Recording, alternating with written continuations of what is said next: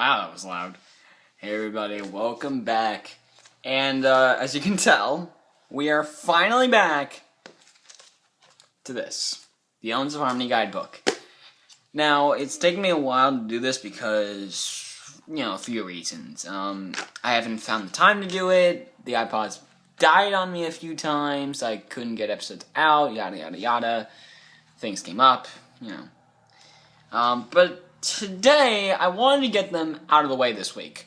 So, here's what I'm going to do.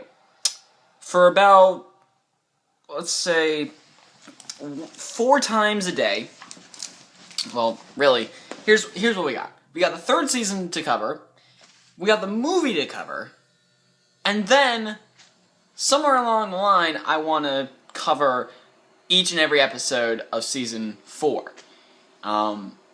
But here's the thing.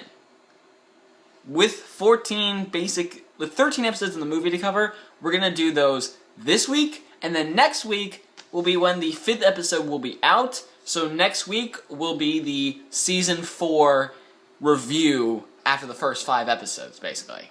All those reviews will be coming at that point.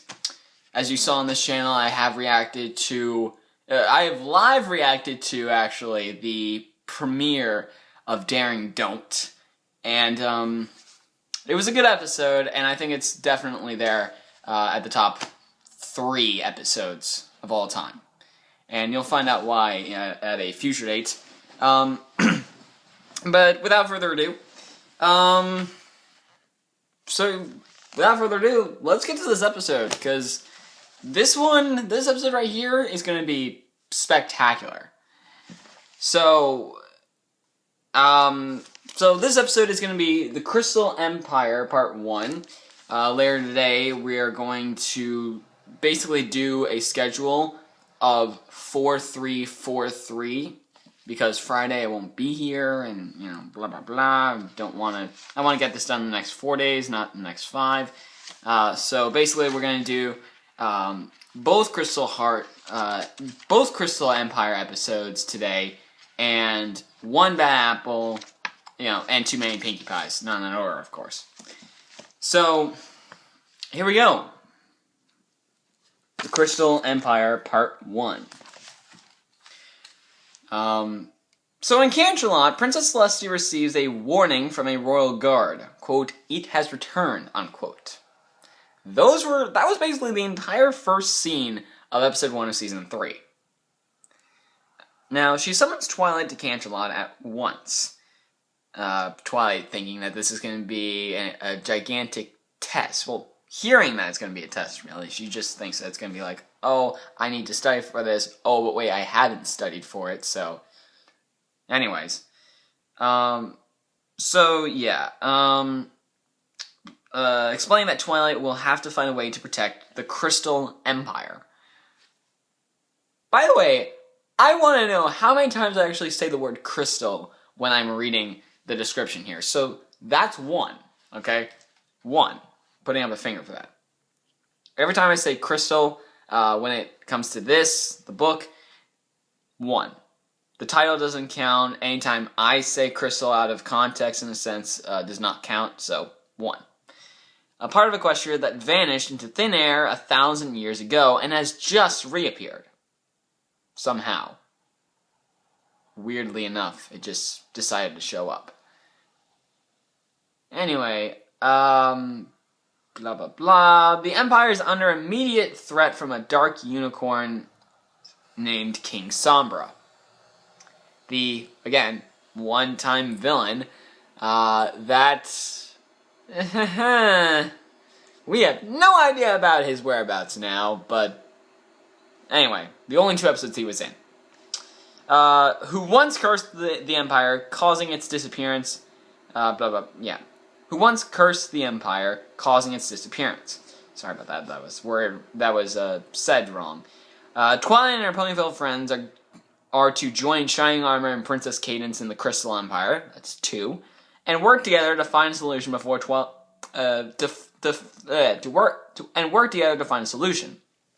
Before Twilight leaves, Princess Celestia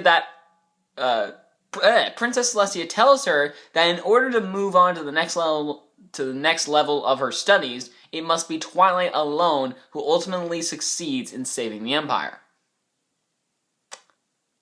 The Chosen One is back.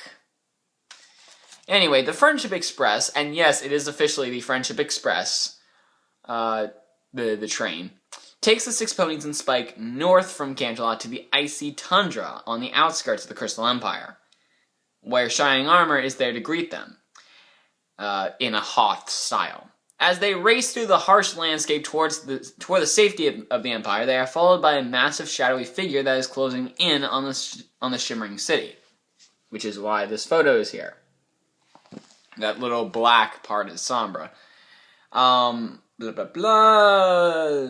Shining Armor stands his ground against the dark, looming unicorn figure and successfully protects the ponies, though his horn is corrupted in the fight. Basically, he gets, like, black rocks on his horn or something. I don't know. Once safely inside the Crystal Castle, that's 4, the ponies see that Princess Cadance isn't doing so well. She has been using her magic to keep King Sombra out of the Crystal Empire, 5, but it is draining her strength. Barely eats, no sleep.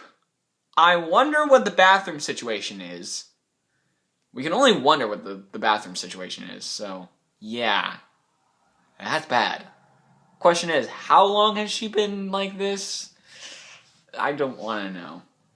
So 5 for Crystal. The ponies spread out across the Crystal Empire, that's 6, to gather information about the Crystal Ponies, 7, but no pony can remember anything from before King Sombra's rise to power. So they remember Sombra, but nothing else before that. Maybe they will find some clues in the Crystal Library, that's 8. They comb the stacks and finally find History of the Crystal Empire, 9, which tells them of an annual festival called the Crystal Fair, 10. How many times is there going to be the word crystal? That's the 10th time now. So that's 10. Or 10. Right there. That's a 10, right? That's a 10. Hopefully I can hold that until the next one. That served to renew the spirit of love and unity in the Empire, protecting it from harm. And they mostly get it from this pony, who is the librarian, but at first she doesn't even know if she works at the library at all.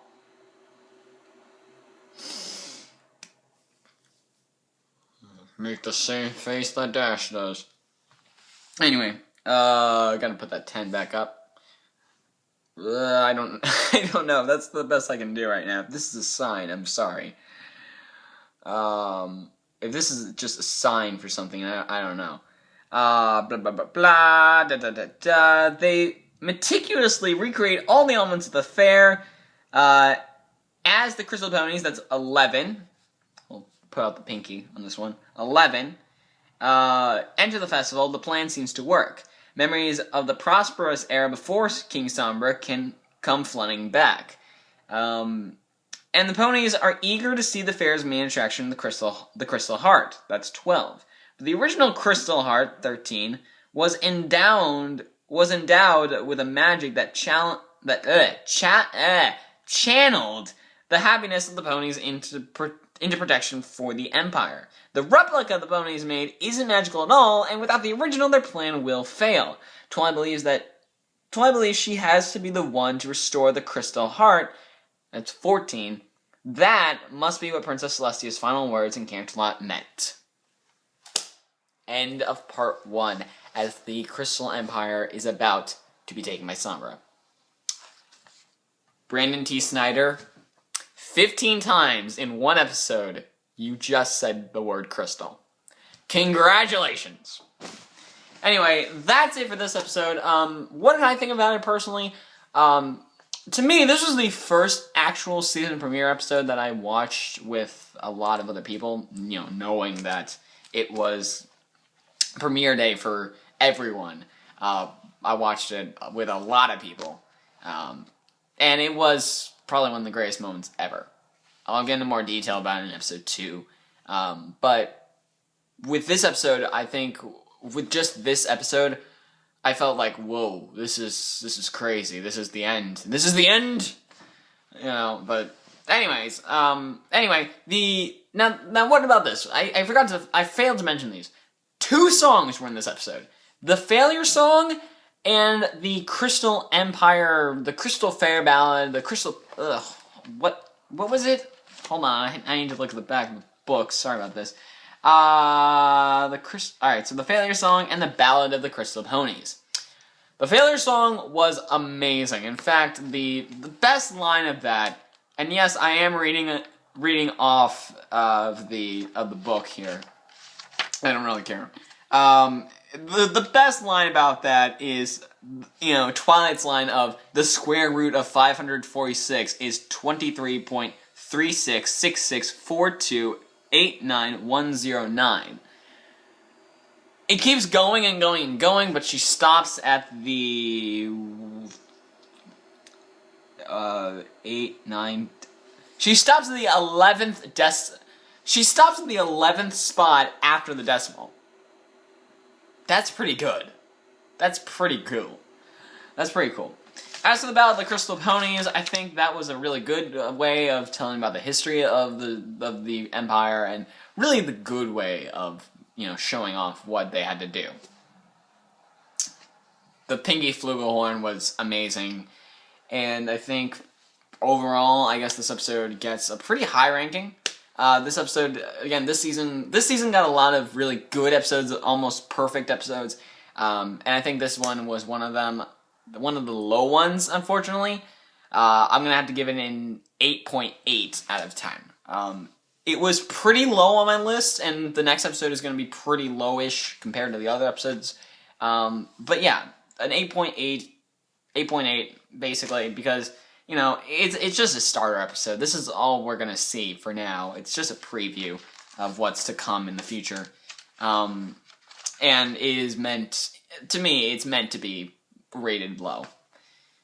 Anyway, so Crystal Empire, done. Not yet, actually. Crystal Empire Part 2, coming up next.